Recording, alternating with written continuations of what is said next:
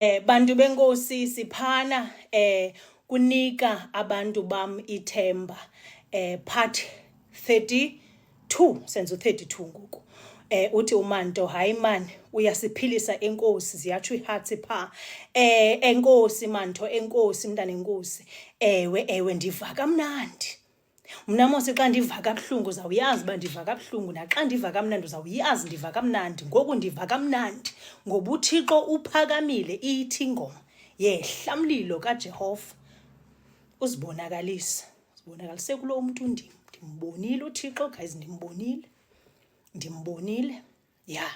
So welcome bantu bakanika abantu bam ithemba.